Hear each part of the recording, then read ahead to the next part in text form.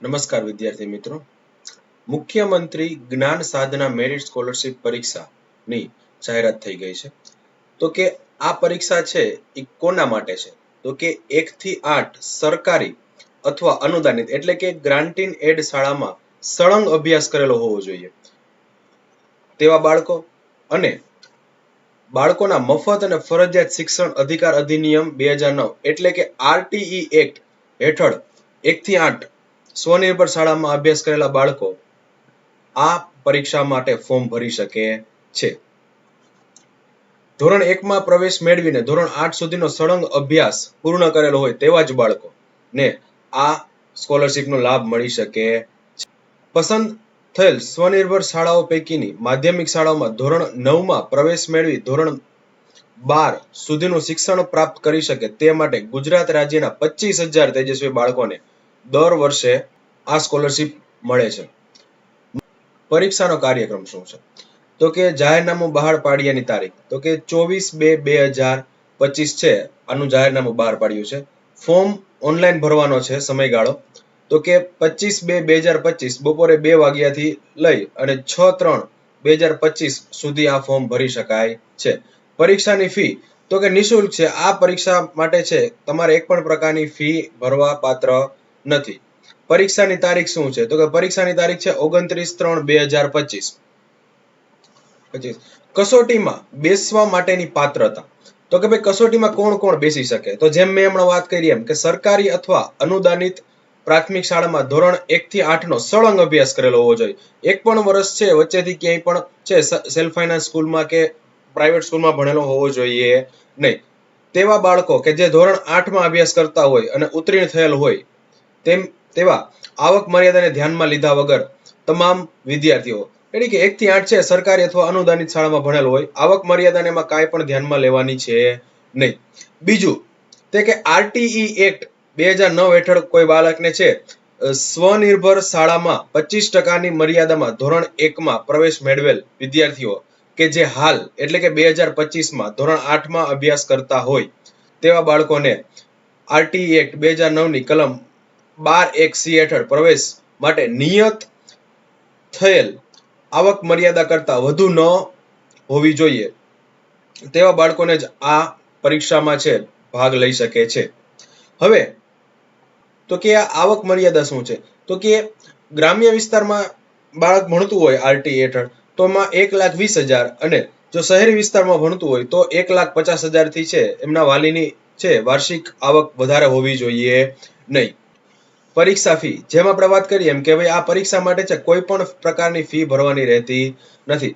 હવે કસોટીનું માળખું ભાઈ કસોટી દેવાની છે વિદ્યાર્થીને તો ખબર તો હોવી જોઈએ ને આપણને કે કેવા પ્રકારના પ્રશ્ન પૂછાવાના છે. તો એ આપણે જોઈ લઈએ. તો કે આ પરીક્ષા છે બહુ વિકલ્પ સ્વરૂપની અને વિવિધ હેતુલક્ષી સ્વરૂપની એટલે કે multiple choice question MCQ based રહેશે. એટલે કે એક પ્રશ્ન અને એના 4 વિકલ્પ આપવામાં આવશે. વિદ્યાર્થીએ છે સાચો વિકલ્પ પસંદ કરી અને OMR શીટમાં છે અંદર ટીક કરવાનો રહેશે. આ પરીક્ષાનું પ્રશ્નપત્ર 120 ગુણનું અને સમય 150 મિનિટ એટલે કે 2 કલાક અને 30 મિનિટનો સમયગાળો રહેશે. પરીક્ષાનું માધ્યમ ગુજરાતી અને અંગ્રેજી બંને ભાષામાં રહેશે. પરીક્ષા નીચે મુજબના વિષય અને ગુણભાર રહેશે. કઈ ગુણભાર શું છે? તો કે પહેલું તો MAT એટલે કે બૌદ્ધિક યોગ્યતા કસોટી 40 પ્રશ્નો હશે અને 40 ગુણ હશે. અને SAT એટલે શૈક્ષણિક યોગ્યતા કસોટી 80 પ્રશ્નો અને 80 ગુણ હશે અને 150 મિનિટનો સમય આપવામાં આવશે.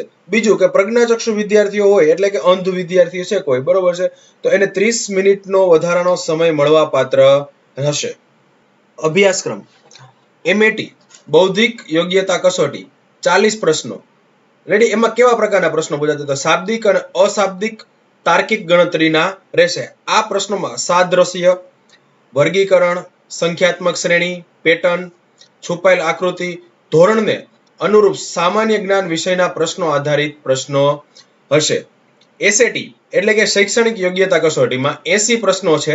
ધોરણ 8 ના એટલે કે પહેલું સત્ર અને બીજું સત્ર બંનેના થઈને ગણિતના 20 ગુણ હશે, વિજ્ઞાન વિષયના 20 ગુણ, સામાજિક વિજ્ઞાનના 15 ગુણ, અંગ્રેજીના 10, ગુજરાતીના 10 અને હિન્દીના 5 ગુણ છે એ વિષયનો સમાવેશ થાય છે. પ્રશ્નો છે એ અધ્યયન નિષ્પત્તિ સિદ્ધ કરી શકે તે પ્રકારના હોય એટલે કે વિદ્યાર્થી કઈ શીખી શકે એ મુજબના પ્રશ્નો હશે. અને અભ્યાસક્રમ ધોરણ 8 નો રહેશે.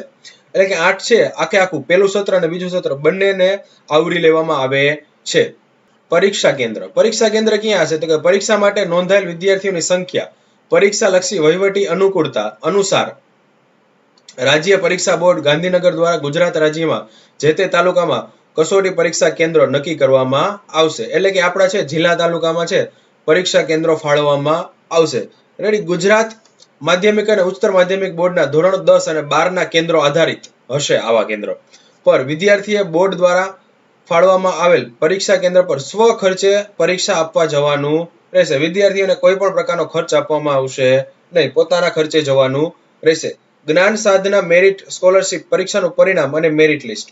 તો કે ભાઈ આ વિદ્યાર્થી પરીક્ષા આપી દે પછી પરિણામનું શું? તો કે આ પરીક્ષાનું પરિણામ રાજ્ય પરીક્ષા બોર્ડની વેબસાઇટ acbexam.org પર પ્રસિદ્ધ કરવામાં આવશે. મુખ્યમંત્રી જ્ઞાન સાધના મેરિટ સ્કોલરશિપ પરીક્ષામાં કટ ઓફ કરતા વધુ ગુણ મેળવનાર તેજસ્વી વિદ્યાર્થીઓની યાદી રાજ્ય પરીક્ષા બોર્ડ ગાંધીનગર દ્વારા નિયામક શ્રી કચેરી ગાંધીનગરને યાદી સુપરત કરવામાં આવશે. એટલે કે છે કટ ઓફ માર્ક નક્કી કરવામાં આવશે વિદ્યાર્થીઓના. એ મુજબની યાદી છે એક બનાવવામાં આવશે અને ગાંધીનગર છે અહીંયા સુપરત કરવામાં આવશે. ઉપર મુજબની યાદી પૈકીના બાળકોના દસ્તાવેજોની ખરાઈ જિલ્લા શિક્ષણ અધિકારી દ્વારા નિયામક શ્રી શાળાઓની સૂચના અનુસાર કરવાની રહેશે. હવે વિદ્યાર્થીઓના પ્રવેશ માટેની પ્રક્રિયા. તો કે ઉપર મુજબની ખરાઈ પછી જે વિદ્યાર્થીઓ મુખ્યમંત્રી જ્ઞાન સાધના મેરિટ સ્કોલરશિપ માટે મળવાપાત્ર છે તેવા વિદ્યાર્થીઓનું કામ ચલાવ એટલે કે પ્રોવિઝનલ મેરિટ લિસ્ટ નિયામક શ્રી શાળાઓની કચેરી દ્વારા અલાયદા પોર્ટલ પર પ્રસિદ્ધ કરવામાં આવશે. રાજ્ય કક્ષાની આ યાદી તૈયાર કરતી વખતે સરકારના ધારાધોરણ મુજબ અનુસૂચિત જાતિ અને અનુસૂચિત જનજાતિના વિદ્યાર્થીઓનો સમાવેશ કરવાનો રહેશે અને દરેક કેટેગરીમાં 50% કન્યાઓ લાભાર્થે રહેશે. સ્કોલરશિપ માટે પાત્રતા ધરાવતા વિદ્યાર્થીઓ નિયત સમય મર્યાદામાં ક્રમાંક 3 દર્શાવ્યા પ્રમાણે કોઈ પણ શાળામાં ધોરણ 9માં પ્રવેશ મેળવી શકે. હવે વિદ્યાર્થીઓને કઈ સ્કૂલમાં એડમિશન લેવું? તો કે ભાઈ એની વેબસાઇટમાં છે એક શાળાનું લિસ્ટ બહાર પાડવામાં આવે છે. એ જ શાળામાં છે વિદ્યાર્થીઓએ એડમિશન લેશે તો જ એમને સ્કોલરશિપનો લાભ મળવા પાત્ર છે. પોર્ટલ ઉપર જાહેર કરેલ શાળાએ આ રીતે સ્કોલરશિપ માટે પાત્રતા ધરાવતા વિદ્યાર્થીઓને જ્યારે ધોરણ 9માં પ્રવેશ આપવામાં આવે ત્યારે તેવા વિદ્યાર્થીઓને તેમની શાળામાં પ્રવેશ બાબતનું જનરલ રજિસ્ટર નંબર સાથેનું પ્રમાણપત્ર શાળાના આચાર્યના સહી સિક્કા સાથે વિદ્યાર્થીઓને આપવાનું રહેશે. આ પ્રમાણપત્ર છે વિદ્યાર્થીના વાલીએ પોર્ટલ પર આપવામાં આવેલ સૂચન અનુસાર નિયત સમય મર્યાદામાં અપલોડ કરવાનું રહેશે. પસંદગી મુજબની શાળામાં પ્રવેશ મેળવવાની સંપૂર્ણ જવાબદારી વિદ્યાર્થીઓની અને તેમના વાલીશ્રીની રહેશે. તે બાબતે જિલ્લા શિક્ષણ અધિકારી કે નિયામક શ્રી શાળાની જવાબદારી રહેશે નહીં. એટલે કે જે સ્કૂલનું લિસ્ટ બહાર પાડવામાં આવ્યું છે મુખ્યમંત્રી જ્ઞાન સાધના સ્કોલરશિપ માટે એ જ સ્કૂલમાં વિદ્યાર્થીએ અને વાલીએ પોતાની રીતે જ એડમિશન લેવાનું રહેશે. આ પરીક્ષા મેળવેલ તમામ વિદ્યાર્થીઓની ફાઇનલ મેરિટ લિસ્ટ નિયામક શ્રી શાળા દ્વારા રજૂ કરવામાં આવશે. ઓનલાઈન અરજી કરવાની સૂચનાઓ. આ પરીક્ષા માટે પાત્રતા ધરાવતા વિદ્યાર્થીઓના સમગ્ર શિક્ષાની કચેરીના સ્કૂલ અટેન્ડન્સ ગુજરાત.in પોર્ટલ પર 25/2/2025 બપોરે 2 કલાકથી 6/3/2025 દરમિયાન ઓનલાઈન ફોર્મ ભરવાના રહેશે. રાજ્ય પરીક્ષા બોર્ડ દ્વારા ઓનલાઈન જ અરજી સ્વીકારવામાં આવશે. એટલે કે આ ફોર્મ છે ઓનલાઈન જ ભરવાનું છે, ક્યાંય પણ જમા કરવાનું નથી. અરજી ફોર્મ ચોકસાઈપૂર્વક ઓનલાઈન ભરવાનું રહેશે. નામ, અટક, જન્મ તારીખ, જાતિ એટલે કે કેટેગરી કે અન્ય કોઈ બાબતે પાછળથી બોર્ડ દ્વારા સુધારો કરી આપવામાં આવશે નહીં, જેની ખાસ નોંધ લેવી. સમગ્ર ફોર્મ અંગ્રેજીમાં ભરવાનું રહેશે. વિદ્યાર્થી ગુજરાતી કે અંગ્રેજી પૈકી જે માધ્યમ પસંદ કરશે તે માધ્યમમાં પરીક્ષા આપી શકાશે. ઓનલાઈન અરજી કરવાની રીત. સરકારી શાળા અને અનુદાનિત પ્રાથમિક શાળાઓ તેમજ સ્વનિર્ભર શાળાઓના વિદ્યાર્થીઓના ઓનલાઈન આવેદન પત્રક ભરવા માટે નીચે મુજબના સ્ટેપ અનુસરવાના રહેશે. સૌપ્રથમ સ્કૂલ અટેન્ડન્સ ગુજરાત.in પોર્ટલ પર જવું, શાળાના ડાયસ કોડથી લોગિન કરવું, ત્યારબાદ શાળાના કોઈ પણ શિક્ષકના ટીચર કોડ નાખવો. ધોરણ 8માં ભણાવતા શિક્ષકના કોડને પ્રાથમિકતા આપવી. જો તેમની બદલી કે નિવૃત્ત થયા હોય તો શાળાના અન્ય શિક્ષકના કોડને એડ કરવો. હવે ધોરણ 8 પર ક્લિક કરવું. ધોરણ 8ના તમામ વિદ્યાર્થીઓના કોડનું લિસ્ટ સ્ક્રીન પર દેખાશે. તમામ વિદ્યાર્થીઓનું એક પછી એક ફોર્મ ભરવાનું રહેશે. ત્યારબાદ વિદ્યાર્થીઓના કોડ પર ક્લિક કરી તેમનું ફોર્મ ખુલશે. ફોર્મમાં શિક્ષક અને વાલીના મોબાઈલ નંબર સિવાયનો ઓટો ફેચ થયેલ ડેટા છે. ફોર્મ ઉપર ક્લિક કરશે એટલે ફોર્મ ખુલશે અને ફોર્મમાં શિક્ષક અને વાલીશ્રીના નંબર સિવાયનો બાકીનો બધો જ ડેટા ઓટોમેટિક ફેચ કરેલો હશે. એટલે કે નામ રેડી, એમની જન્મ તારીખ રેડી, એમની જ્ઞાતિ બધું છે એમાં ઓટોમેટિક જ લખેલું હશે. શિક્ષક અને વાલીના મોબાઈલ નંબરની વિગતો ભર્યા બાદ ઓટો ફેચ થયેલ ડેટા પૈકી કાસ્ટ, કેટેગરી, સબકાસ્ટ, માધ્યમ જો કોઈ ખોટી દર્શાવેલ હોય તો તે સુધારો કરી શકાય છે. એટલે કે ઓટો ફેચ થયેલ ડેટામાં કેટેગરી, કાસ્ટ, સબકાસ્ટ અને માધ્યમનો સુધારો કરી શકાશે. અન્ય કોઈ બાબતમાં સુધારો કરી શકાશે નહીં. તમામ વિગતો ભર્યા બાદ ફોર્મને સેવ બટન પર ક્લિક કરવાનું રહેશે, જેથી વિદ્યાર્થીઓનો ફોર્મ સેવ થતા રહેશે અને તેમને સેવ્ડ દર્શાવશે. આ રીતે તમામ વિદ્યાર્થીઓના ફોર્મ ભરાઈ ગયા બાદ સબમિટ બટન પર ક્લિક કરવાનું રહેશે. ત્યારબાદ સેવ કરી એપ્લિકેશનની પ્રિન્ટ કાઢવાની રહેશે. અગત્યની સૂચના, વિદ્યાર્થી માટે ફોર્મ ભરવાની વ્યવસ્થા શાળા દ્વારા કરવાની છે. એટલે કે આ ફોર્મ છે બહારથી કોઈ પણ વ્યક્તિ ભરી શકશે નહીં, ફક્ત શાળા દ્વારા જ ભરાશે. કારણ કે એમાં શિક્ષકોના કોડ નાખવાના છે જે કોઈ અન્ય વ્યક્તિઓ પાસે હોય નહીં. આ સ્કોલરશિપ પરીક્ષા માટે ઓનલાઈન ફોર્મ જ માન્ય રહેશે. સ્કોલરશિપ પરીક્ષાના મેરિટના આધારે યાદી તૈયાર કરવામાં આવશે. એટલે કે પરીક્ષા છે એની સ્કોલરશિપ છે એની મેરિટના આધારે જ આપવામાં આવશે.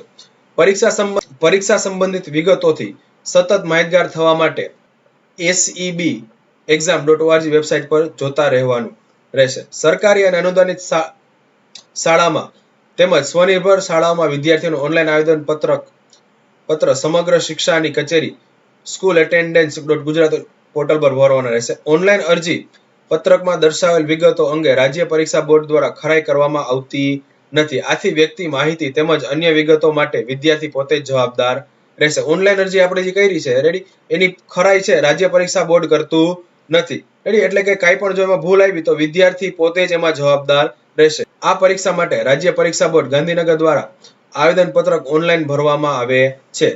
તેમાં જે માહિતી માંગેલ હોય તે માહિતીની વિગતો વિદ્યાર્થી દ્વારા છુપાવવામાં આવી હોય અથવા ખોટી માહિતી આપવાનું બોર્ડ માલુમ પડશે તો તેવા વિદ્યાર્થીઓના પરિણામ રદ કરવાનો નિર્ણય અધ્યક્ષ શ્રી રાજ્ય પરીક્ષા બોર્ડ લેશે. પરીક્ષાલક્ષી તમામ બાબતો માટે અધ્યક્ષ શ્રી રાજ્ય પરીક્ષા બોર્ડનો નિર્ણય આખરી રહેશે. વિદ્યાર્થી અથવા શાળા ઈચ્છે તો વેબસાઇટ પર ઓનલાઈન ફોર્મ ભરેલ હશે એની પ્રિન્ટ કાઢીને પોતાની પાસે રાખી શકે. હોલ ટિકિટની જાણકારી આપની શાળા દ્વારા જણાવવામાં આવશે. ઉપરાંત આપના રજિસ્ટર મોબાઈલ નંબરમાં SMS દ્વારા પણ જાણ કરવામાં આવશે અથવા આપના દ્વારા sebexam.org વેબસાઇટ ચેક કરતા રહેવું પડશે. વિદ્યાર્થી હોલ ટિકિટ ડાઉનલોડ કર્યા બાદ તેની નીચે અથવા પાછળ આપેલી સૂચનાઓ વિગતવાર અભ્યાસ કરવો. હોલ ટિકિટ સાથે પરીક્ષા વખતે આપવામાં આવતી OMR શીટના નમૂના પર છાપેલ તમામ સૂચનાઓને વિગતવાર અભ્યાસ કરવો ખૂબ જરૂરી છે, જેથી પરીક્ષા સમયે કોઈ ગૂંચવણ ઊભી ન થાય. એટલે કે જ્યારે તમે પરીક્ષા દેવા બેઠા છો ત્યારે એક OMR આપશે અને OMR માં એના છે નિયમ લખેલા છે. એ જ નિયમથી તમારે છે એમાં OMR માં જવાબ લખવાના છે, જેથી કરીને પાછળથી કોઈ પ્રશ્ન ઊભો થાય નહીં. હોલ ટિકિટની કોપી કાઢ્યા બાદ વિદ્યાર્થીઓ શાળામાં અભ્યાસ કરતા હોય તે શાળાના આચાર્યશ્રીના સહી સિક્કા તેમજ બાળકનો પોતાનો પાસપોર્ટ સાઇઝનો ફોટો હોલ ટિકિટ પર ચોંટાડવાનો રહેશે. કે રાજ્ય પરીક્ષા બોર્ડ દ્વારા લેવાઈ રહેલ આ પરીક્ષા બાબતે વિદ્યાર્થીઓને લાંચ કે છેતરપિંડી આચરે તેવા અસામાજિક તત્વોથી સાવધાન રહેવા જણાવવામાં આવે છે. કોઈ પણ જાતની લાગવગ લગાવનાર વિદ્યાર્થીઓને ગેરલાયક ઠેરવીને શિક્ષાત્મક કાર્યવાહી કરવામાં આવશે.